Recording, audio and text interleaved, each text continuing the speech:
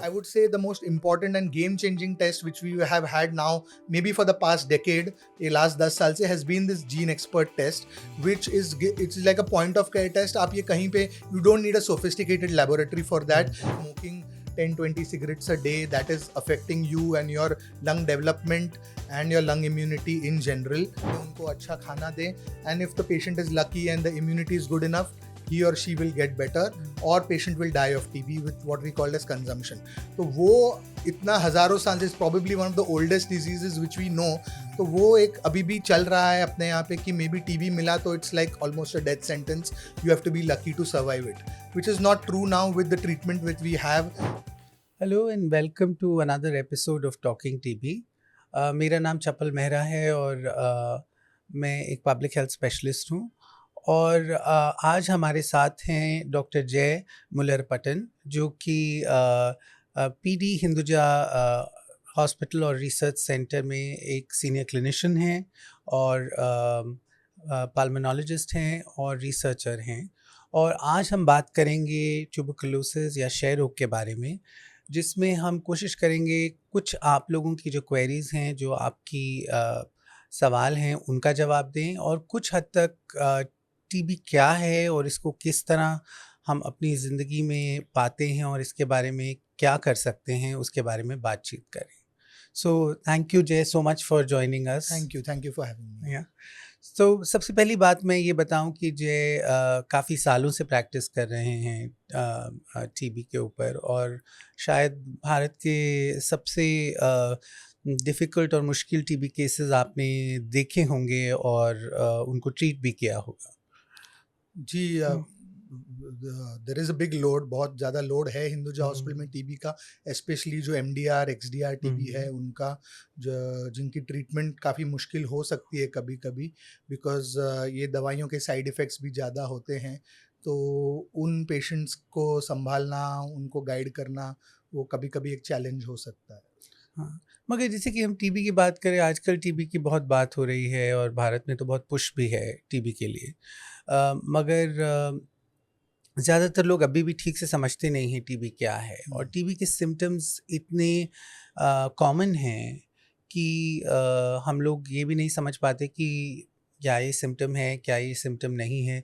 तो आप थोड़ा सा बताइए टीबी का जो भारत में जो बर्डन है और ऑल्सो उसके क्या सिम्टम्स होते हैं जिनसे हमें कुछ आइडिया होता है कि टीबी का अंदेशा हो सकता है। So TB, one thing is that it is the most common cause of mortality by an infection worldwide as well as in India. तो मौत का सबसे कॉमन फॉर एन इन्फेक्शन सबसे ज़्यादा कॉमन है।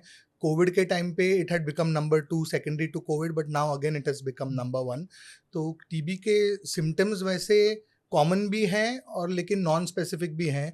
So the organ which is most commonly involve, जो हम कहते हैं, जो हमारे फेफड़े हैं या लंग्स हैं, वो सबसे ज़्यादा कॉमनली इन्वॉल्व होते हैं टीबी में।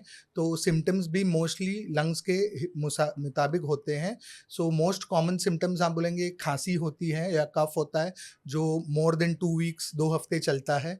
बुखार हो सकता है जो कभी कभी सिर्फ शाम को बुखार आता है, उस टाइप का बुखार होता है। रात को आपको थोड़ा पसीना आ सकता है, नाइट स्वेट्स जो बोलते हैं। और दूसरा वज़न कम होना और भूख नहीं लगना। तो ये हम जो इंग्लिश में कहते हैं कार्डिनल सिम्टम्स ऑफ टीबी, ये 4 सिम्टम्स हैं। अपार्ट फ्रॉम दिस, डिपेंडिंग, अगर लंग्स के बाहर कोई और दूसरे ऑर्गन में टीबी है तो वो ऑर्गन के मुताबिक आपको सिम्टम हो सकते हैं। यानी ब्रेन में टीबी हुआ तो आपका ड्राउजीनेस हो सकता है या सीजर या फिट आ सकते हैं या मिर्की जैसा आ सकता है आपको। अगर आपका पेट में टीबी है तो आपको आपकी आंतड़ियों को में दर्द होके मे बी कॉन्स्टिपेशन या ऑब्स्ट्रक्शन हो सकता है, या लिवर में टीबी हो तो जॉन्डिस हो सकता है। तो उस प्रकार से डिपेंडिंग ऑन कहाँ पे टीबी है, बोन में टीबी हो तो वहाँ पे दर्द हो सकता है। तो the symptom will depend on कौन सी ऑर्गन इन्वॉल्व है, but the most common organ involvement almost more than 80% will be the lungs in most patients, जहाँ पे फिर खांसी, बुखार, वेट लॉस, ये सबसे ज़्यादा कॉमन सिम्टम्स रहेंगे। So anybody who is having a chronic cough for more than 2 weeks, if you don't know a cause, यानी आपको पता है इनको शायद एस्थमा नहीं है या कुछ और रीज़न नहीं है और 2 हफ्ते से ज़्यादा खांसी चल रही है, तो ऐसे लोग पेशेंट्स ने should seek help from the doctors and get evaluated कि कहीं इनको टीबी है या नहीं है। मतलब कि आपने एक बात जो बहुत ज़रूरी कही कि हम हमेशा सोचते हैं और ज़्यादातर टीबी लंग्स में ही पाया जाता है, जी। मगर हम ये भी जानते हैं कि टीबी और ऑर्गन्स में भी पाया या जाता है, यानी हेड टू टो कहीं पे भी हो सकता कहीं है। भी हो सकता है। या मगर ये जो हम बात कर रहे हैं कि और ऑर्गन्स में हो सकता है, इसको कैसे इसके क्या सिम्पटम्स, इसको कैसे समझेंगे हम? सो अगेन एनी जो आप जैसे हम कहते हैं कि any symptom which is chronic which is not lasting, यानी अगर 2-3 दिन का सिम्टम हो तो very unlikely it is going to be TB and if it settles on its own. But अगर सिम्टम 2 हफ्ते 3 हफ्ते से ज़्यादा चल रहा है तो anyway you need to find out what is going wrong with you. हुँ, तो आपको फिर उसकी इवैल्यूएशन करनी पड़ेगी and then depending on the आपका जो टेस्ट होंगे, फिर कभी कभी बायोप्सी लगती है ये वो, तो कहीं टीबी है या कोई और रीज़न हो सकता है। कभी कभी कैंसर में भी सिमिलर टाइप के सिम्टम्स आ सकते हैं।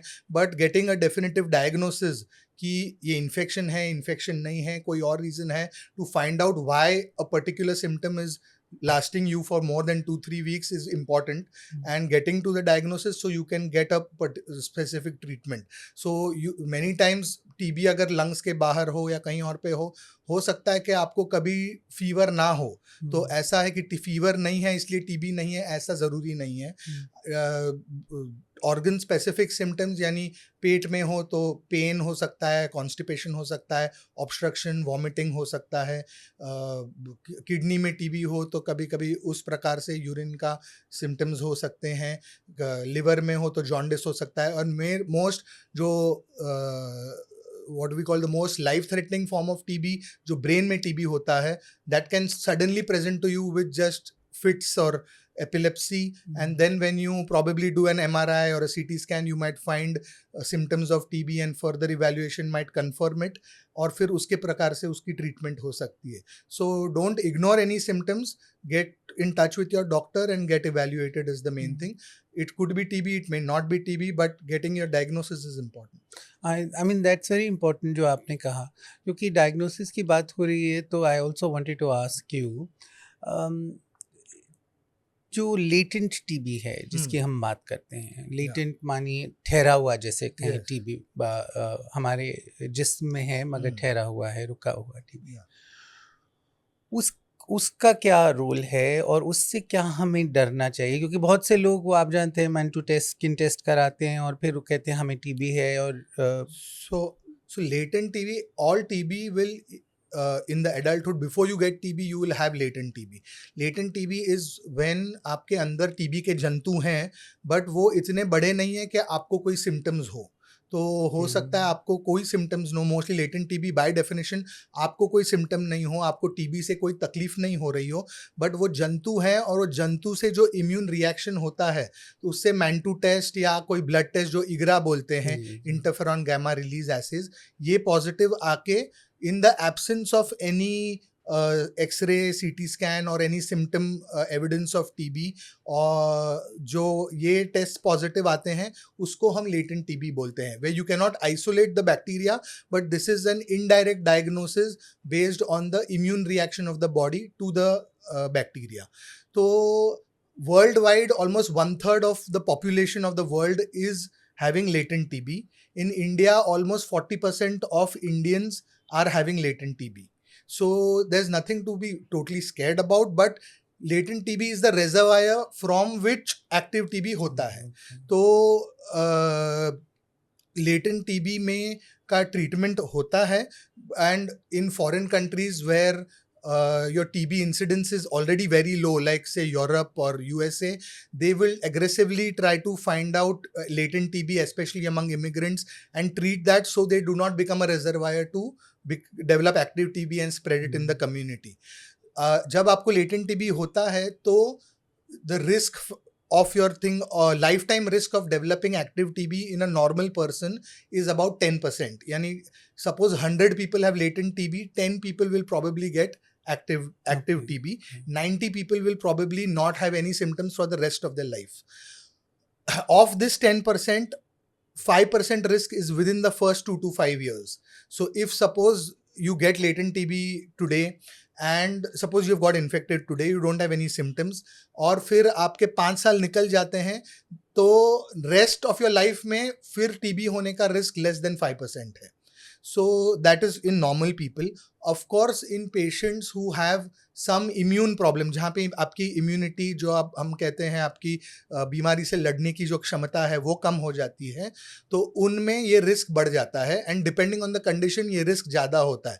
यानी आप HIV लेंगे तो risk more than normal person almost 10 times हो जाएगा. आपको एडवांस्ड एड्स जो अनकंट्रोल्ड HIV एड्स होता है तो risk is almost 50 to 100 times. There is a condition known as silicosis, जहाँ पे ये सिलिका एक्सपोजर से lungs are damaged, your risk is almost 25 times. If you have diabetes, it's again about 5 to 10 times. If you have head and neck cancer या आप chemotherapy ले रहे हैं, again आपका रिस्क बढ़ जाता है. फिर there are these injections called as monoclonal antibodies like infliximab etc. जो हम देते हैं in certain severe conditions like arthritis या जो inflammatory bowel diseases, उसमें immunity कम करके आपके symptom control करने को ये इंजेक्शंस देते हैं आपको. बट इनके साइड इफेक्ट हो सकते हैं कि ये लेटेंट टीबी फ्लेयर अप करके आपका एक्टिव टीबी बना सकता है. तो these are certain conditions in which ये आपका लेटेंट टीबी से एक्टिव टीबी होने का या फ्रेश इन्फेक्शन होने का आपका रिस्क बढ़ जाता है. But otherwise in a normal person from latent TB you are about 5 to 10% lifetime risk of getting active TB. 90% of the time you will probably not even know you had latent TB and you will pass your life normally. So that's actually very comforting in a sense because हम डर जाते हैं. TB का नाम सुनते ही आप जानते हैं not just in India but दुनिया में ही TB के साथ जो एसोसिएशन है वो एकदम घबराहट की है, स्टिग्मा तो है ही. अब इंडिया में आपने इग्रा की बात की और आपने ये इसकी भी बात की जो मैंटू टेस्ट की. तो actually what is the best वे, मतलब सबसे आसान तरीका क्या है टीबी और सबसे रिलायबल तरीका? जैसे कि आप टॉप 3, जैसे कि मैं कल कहूँ मुझे नाइट स्वेट्स हैं या मुझे कुछ है, तो आप मुझे क्या सजेस्ट करेंगे? कि अगर आपको सिम्टम्स ऑफ टीबी है then I would not go with Mantoux or IGRA, because Mantoux and IGRA can only tell you that there are bacteria in your body. ये नहीं बता सकते हैं कि आपको एक्टिव टीबी है या लेटेंट टीबी है. ये एक्टिव टीबी में भी पॉजिटिव आ सकता है और लेटेंट टीबी में भी पॉजिटिव आ सकता है. अनलेस यू नो आपको सिम्टम्स हैं and you can not get a sample, आप बायोप्सी नहीं कर सकते हैं, आप कफ नहीं निकाल सकते हैं या ऐसा कुछ है, इन वेरी रेयर कंडीशंस में भी just as a supporting evidence ये ले सकते हैं. But otherwise just a positive Mantoux or an IGRA does not mean active TB. It cannot distinguish between latent TB and active TB. So I would suggest, if you are having symptoms, I would suggest we go the path of maybe getting an X-ray done, if needed a CT scan done, looking at other symptoms, what organs are involved. अगर आपको खांसी है, I will focus on the lungs and then maybe test your sputum for TB, where we have tests for that. Or if you have other organs involved, say brain है, abdomen है, then maybe doing a CT scan or a sonography, और फिर वहाँ से maybe कोई पानी निकालना है या कोई बायोप्सी करनी है, एंडोस्कोपी करनी है और फिर टीबी प्रूव करना है. That would prove the active TB, the site of the TB, and then we can start and the type of TB also. Simple type है, MDR है, and we can start appropriate treatment. So looking at the symptoms you have, कौन से symptoms है, आपका कौन सा organ involved है, और उस प्रकार से X-ray, CT scan, sonography as required, and then getting a sample, whether it is a sputum sample या पानी निकालना है या biopsy करना है, and then diagnosing the TB is the way to go for diagnosing active TB in patient with symptoms, not relying on the Mantoux or the IGRA. अभी currently जो हम बात कर रहे हैं diagnosis की, सबसे fastest और cheapest तरीका क्या कहेंगे आप? So अगर मैं रिस्ट्रिक्ट करूं अपने आप को लंग टीबी के लिए, so the best way to do is getting a good sputum sample. It is important कि हम सलाइवा या थूक न दें. अंदर से जो कफ आता है, जो हम स्प्यूटम बोलते हैं, वो गाढ़ा स्प्यूटम अंदर से प्रोड्यूस करके हमको देना चाहिए. Majority of patients are able to produce that. There will be a minority of patients way you can't, where कभी कभी आपको सलाइन नेबुलाइजेशन या कुछ दे के we can try to produce a sample. और अगर फिर भी नहीं होता है तो हमको कभी कभी ब्रोंकोस्कोपी करके अंदर से कफ निकालना पड़ता है. सो वो अगर हमारे पास स्प्यूटम या सैंपल आता है तो उसको there are 2-3 tests which we can do. One is what the oldest one is what we call as a smear, जहाँ पे under the microscope हम टीबी बैक्टीरिया देख सकते हैं. And the second one is what you call as a culture, where हम actually grow करते हैं bacteria को लैब में. And the third one is what we called as a genetic test known as a GeneXpert test, जहाँ पे it is run in a machine where they test the TB genes in the bacteria.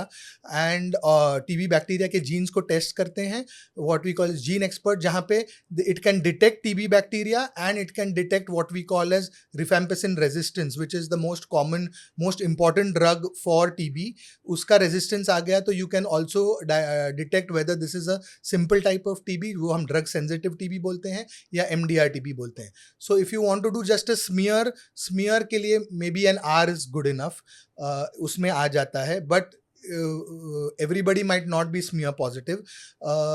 Gene expert का result अगर आपने आज अभी sample दिया and the machine is ready तो 2 घंटे में रिजल्ट आ सकता है. But of course the labs very often pool the things because they have to run number of cartridges together. But still अगर सुबह में आपने सैंपल दिया तो दोपहर या शाम तक आपको रिजल्ट आ सकता है. You don't have to wait very long. Culture आने को almost 3 to 6 weeks लग सकते हैं. But I would say the most important and game changing test which we have had now maybe for the past decade, ये last 10 साल से, has been this gene expert test, which is it's like a point of care test. आप ये कहीं पे you don't need a sophisticated laboratory for that. आप ये कहीं पे भी कोई भी हेल्थ सेंटर में ये चला सकते हैं test. Training is not very difficult और आपको 2 घंटे में TB detection as well as rifampicin resistance यानी एमडीआर है कि नहीं दोनों का पता चल सकता है.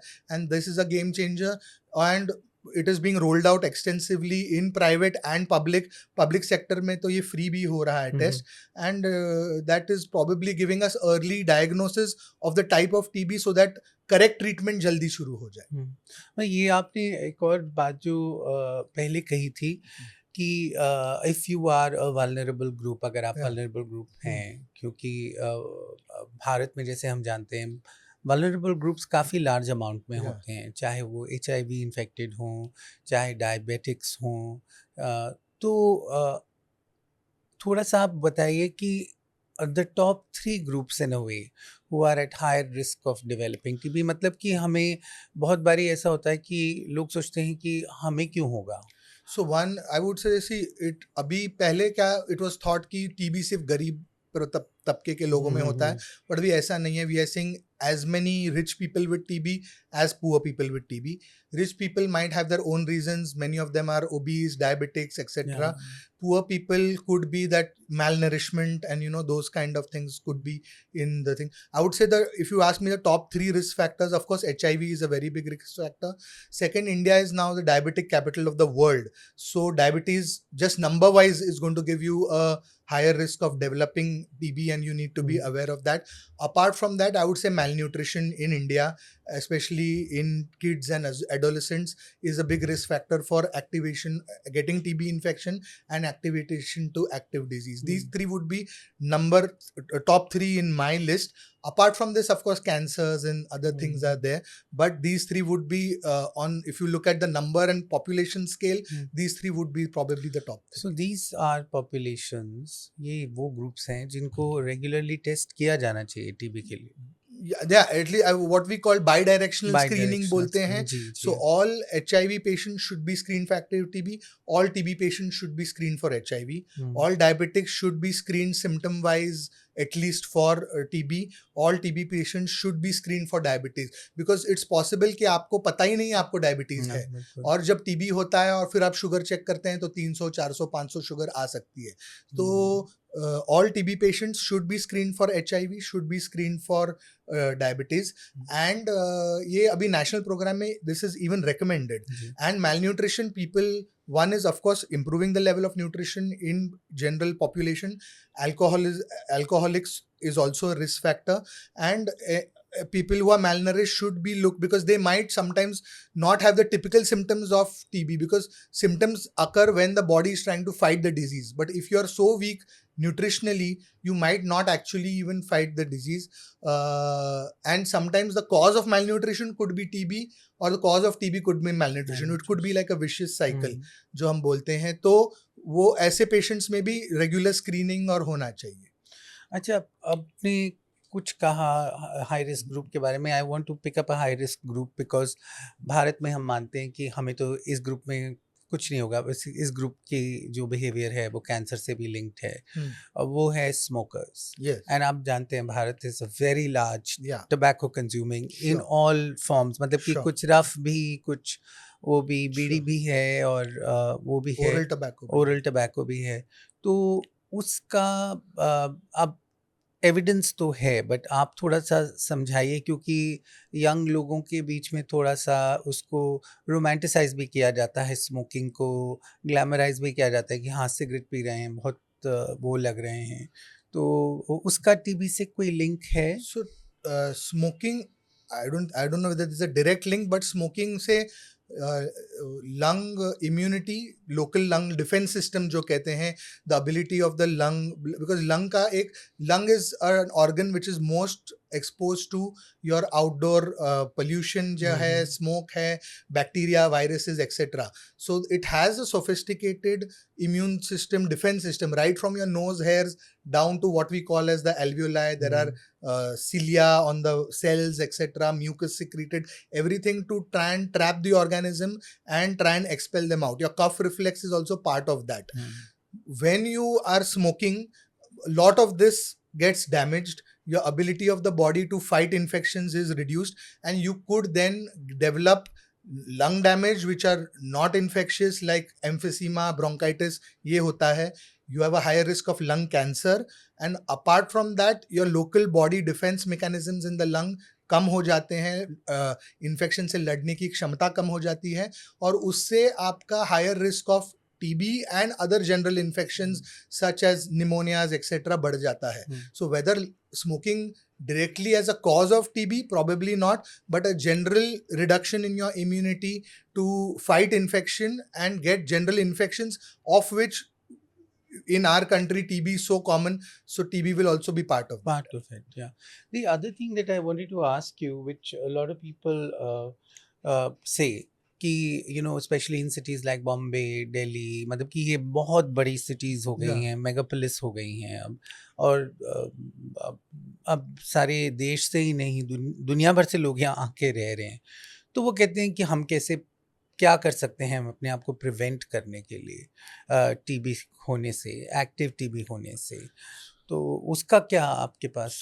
एक है कि टीबी इन्फेक्शन होने से क्या आप अपने आप को रोक पाएंगे? अगर आप बॉम्बे के लोकल ट्रेन में जाएंगे, सो इतना क्राउडेड है, you are going to be expose, you don't know what the next person is coughing or breathing into your mouth or into your face, we don't know.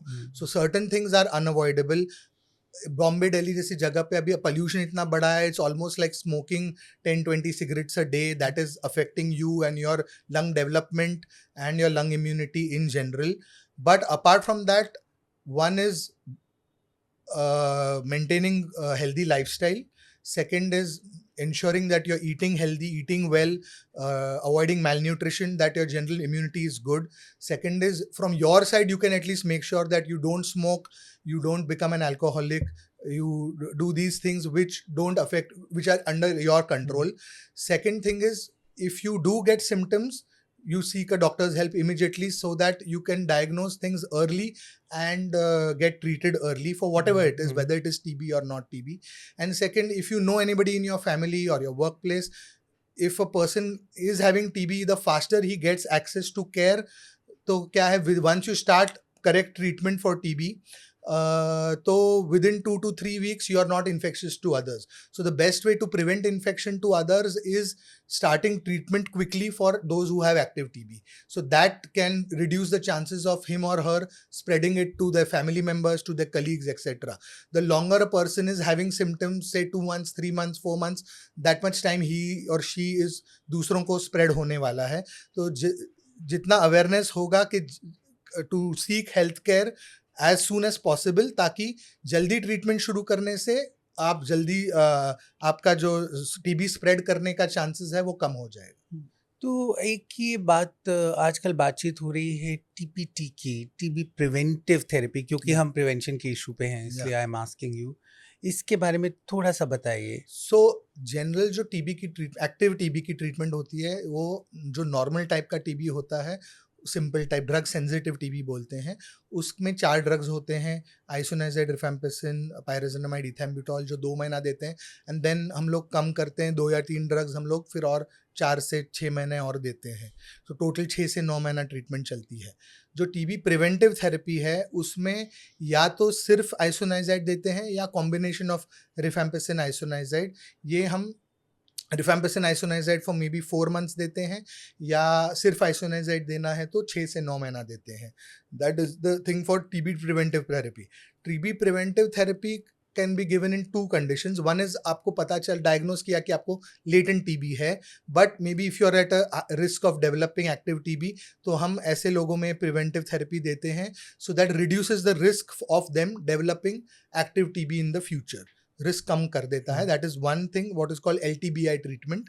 Second is TB preventive therapies. If suppose एक घर में किसी को active TB है, suppose माँ को active TB है और घर में बच्चा है, या अदर्स लोग हैं घर में जिनको टीबी होने का रिस्क ज़्यादा है, या जो हम बोलते हैं TB contacts living in the same household, so उन पेशेंट्स में ये प्रिवेंटिव थेरेपी देना है to prevent TB infection, because that is the जो एक्टिव टीबी इन्फेक्शन होता है, that is the highest risk time where you might go ahead and develop active TB. So that TB preventive therapy, the course is the same, 6 to 9 months of isoniazid or 3 to 4 months of rifampicin and isoniazid combination. तो rifampicin भी देते हैं, which is a long acting rifamycin, but वो अभी तक India में available नहीं है. तो ये TB preventive therapy या LTBI ट्रीटमेंट का कोर्स रहता है, but we give it in for people who do not have active TB. So before starting this, it is important to rule out active TB. Maybe आपको symptoms नहीं हो, आपके घर में किसी को TB हो, तो अगर maybe आपको recommend किया हो कि आपको TB नहीं होना चाहिए करके TB preventive therapy लेना चाहिए, but उसके पहले you should be screened for active TB, maybe an X-ray या जो भी करके symptoms देख के to make sure that आपको भी active TB नहीं हो. Otherwise, this will boomerang. It will cause drug resistance and cause problems in the future. तो once you are sure that आपको active TB नहीं है, फिर आपको ये TB preventive therapy दे सकते हैं to prevent you from getting active TB in the future. ये BCG के बारे में कुछ बताइए, क्योंकि भारत में हम अब फिर से देखिए TB वैक्सीन की बातचीत हो रही है, और BCG तो भारत में सब जगह लोगों ने लिया है. So as kids, everybody on day 1 of birth, BCG vaccine as a government program हम दे रहे हैं BCG. सो BCG का वेरियस स्टडीज ने ये बताया, दे आर कॉन्फ्लिक्टिंग रिपोर्ट्स का how effective is BCG for preventing TB.